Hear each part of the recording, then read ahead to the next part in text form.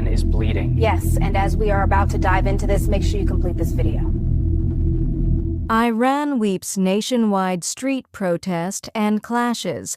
Beginning on 28 December 2025, demonstrations erupted across multiple cities in Iran amid nationwide unrest against the Islamic Republic government and a deepening economic crisis.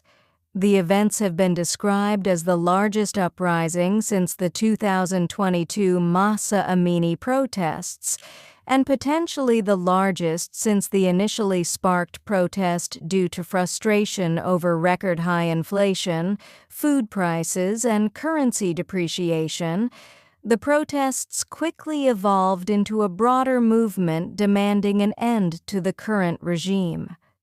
Many demonstrators have been calling for Pahlavi's return to Iran. He has called for a peaceful transition and a referendum to decide Iran's future political system.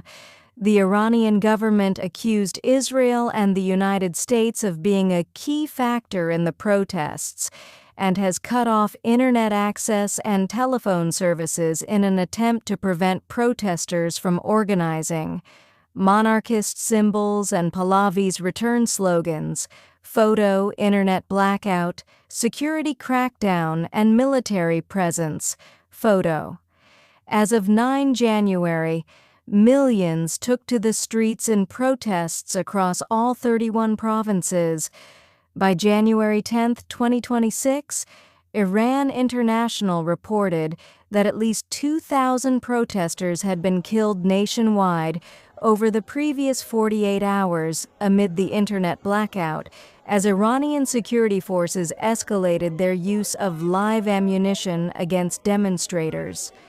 Hospitals in Tehran and Shiraz were reported to be overwhelmed by injured protesters, many suffering gunshot wounds. Injured protesters, hospitals, and aftermath. Photo. Washington's response. Long-range missile strikes remain an option for a potential U.S. intervention, but Pentagon officials have also presented cyber operations and psychological campaign responses, the sources said. Trump announced a 25% tariff on goods from countries with commercial ties to Iran on Monday. As rights groups say, more than 600 protesters have been killed in 3 weeks of anti-government protests. Iran's foreign minister has said Tehran is open to talks with Washington but remains prepared for war.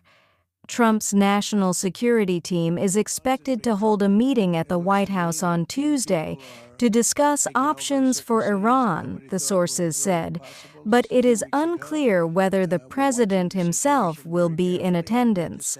The U.S. president had earlier said that his military was weighing very strong options to intervene if more protesters were killed. Trump said Iranian leaders had called him to negotiate, but added that the U.S. may have to act before a meeting. Frustration over the collapse of the Iranian currency and economic mismanagement has expanded into a crisis of legitimacy for Iran's supreme leader, Ayatollah Ali Khamenei. On Monday, White House Press Secretary Caroline Leavitt said an Iranian official had also contacted Trump's special envoy Steve Witkoff, adding that Tehran's public stance is quite different from the messages the administration is receiving privately. However, she warned that the U.S. president is unafraid to use military options if and when he deems necessary.